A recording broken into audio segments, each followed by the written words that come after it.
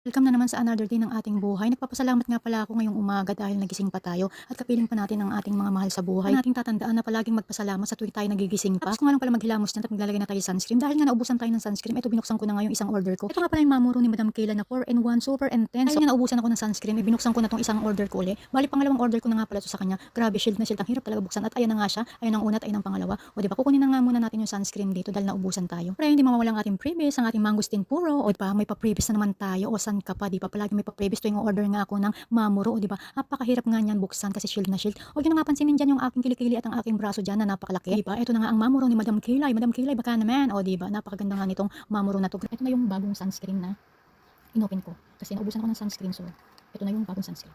Kasi naubusan nga tayo, so gagamitin natin yung sa pangalawang order natin na sunscreen. O di ba? Ganyan nga siya. So, konti lang natin ilalagay natin. Tayo dito, dito, dito, dito. Then na.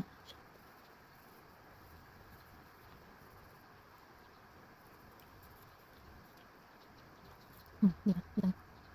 Ito na nga pala yung ika-7th day ko paggamit ng mamuro. Hindi ko na nga pala makita sa inyo yung first day ko. Halos sobrang dark na dark yung minasma ko dyan. Pero ngayon medyo talagang nag-light na siya. Tingnan nila malayo pa pero malapit na. O diba, malapit na tayo sa katotohanan. O diba, nakita nyo naman talaga yung resulta at napakaganda. Kung nga mag-skincare dyan, iligpit ko na muna itong higaan namin mag-asawa. Dahil yung asawa ko nga ay nag-bike muna. Hihintayin ko muna siya bago mag-almusal. Nag-init na nga pala ako ng mainit na tubig sa baba. At tiniklop ko muna nga ito. Pinatay ko ng ilaw dyan. Tapos pababa na tayo sa baba. Tinignan ko muna nga yung mga labahin ko nga pala muna rito kung gaano karami. At sabi ko medyo konti muna kaya mamaya na lang tayo maglalaba. At pumunta na nga ako sa kusina. Binuksan ko na yung ilaw dyan. Tinanggal ko na yung mga tubigan na nawalan tubig. Ay naku talaga pag yung mga bata talaga hindi man lang mailabas yung tubigan. At ayan na nga, dumating na nga yung asawa ko galing sa pagbabay. Ready ko na nga yung aalmusalin namin mag-asawa at para makapag-almusal na nga kami dahil alas 8 na nga pala ng umaga. Nare-ready ko nga yung pag-aalmusalan namin mag-asawa. Nilabas muna niya yung aso namin para mamaya dire-diretso na ang almusal naming dalawa. Nagtitimpla nga ako ng kabigyan na sabi ko sa kanya maghilamos muna siya dahil puro putik nga siya dahil umuulan nga, nagbike pa siya, o diba? Saan nga siya maghilamos kaya nilagyan ko na nga ng mainit na tubig ito, tinredo ko na yung aalmusalin namin at umupo na nga siya dyan. Wala nga kamalay-malay yung asawa ko na mayroon tayong camera dito na nakatutok. Kasi nga pag nakita niyan, magagalit na naman yun.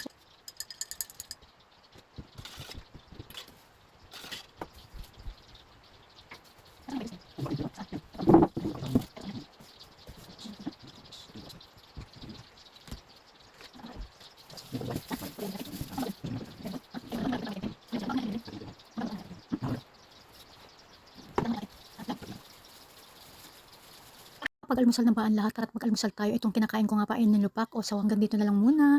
Paalam. O diba, ang sarap ng kinakain ko nilupak. At saka tapos sasamahan pa natin ng mainit na kape. O diba, napakasarap nga mag-almusal kapag may kape. So hanggang dito na lang muna. Bye-bye. Paalam na sa inyo guys. Huwag po lang natin kalimutan magdasal palagi. Alam mo na naman yung panahon ngayon. Lagi may sakuna at lagi maging handa sa